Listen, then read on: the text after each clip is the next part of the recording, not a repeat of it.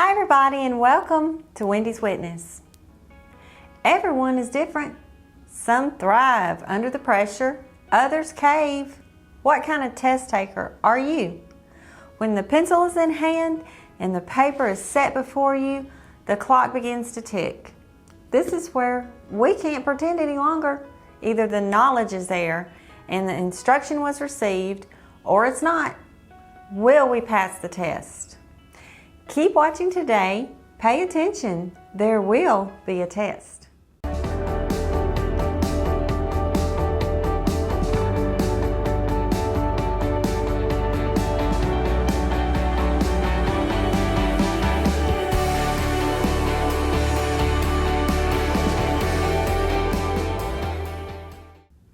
I'd have to say most of us would agree we're not crazy about taking a test.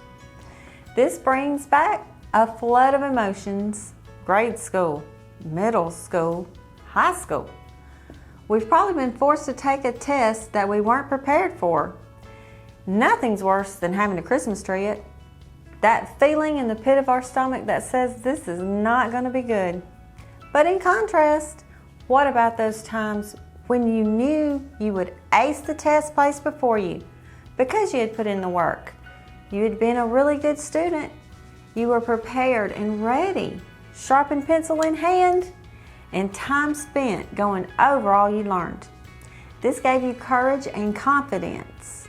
The teacher had explained it well and you had soaked it up like a sponge. You knew you would pass the test.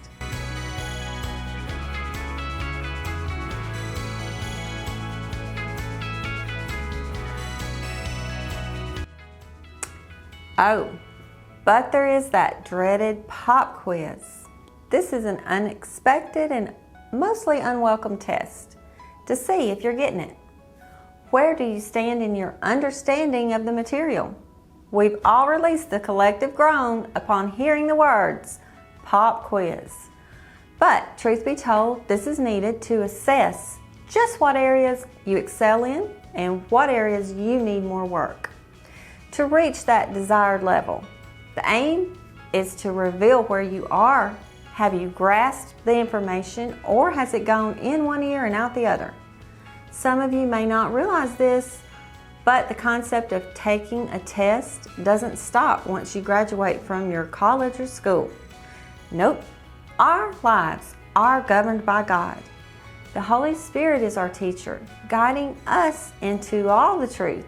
And just like we were tested as we grew up, we're all being tested also as we grow in our faith. The question is, will we pass the test?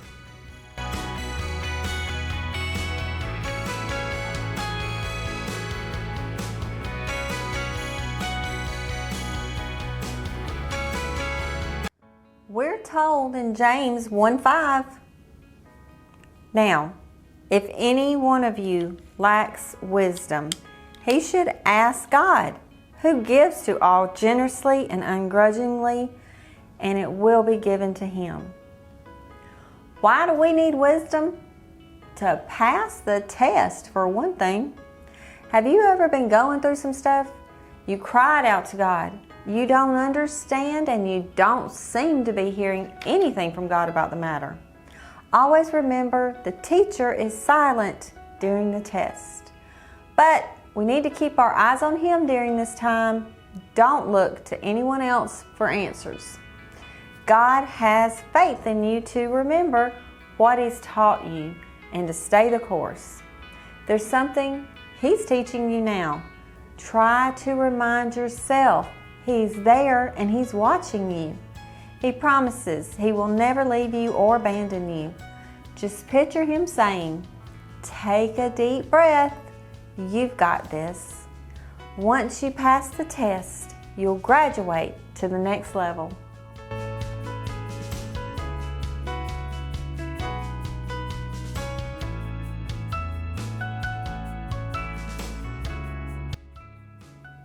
There's also a such thing as self-examination.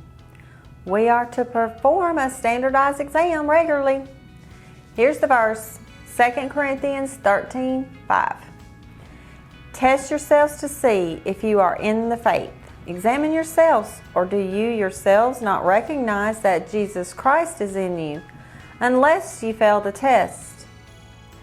To live a holy life, we must make sure that we are listening to what the Holy Spirit is pointing out to us.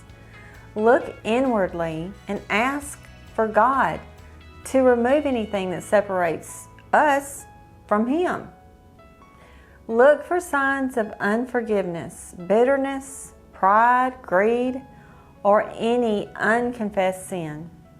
We know that if we confess our sin, God is faithful to forgive us. This is a comfort because it's a promise. Shame and guilt are given by the devil.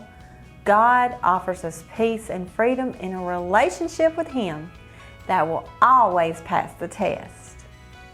Well, thank you for watching.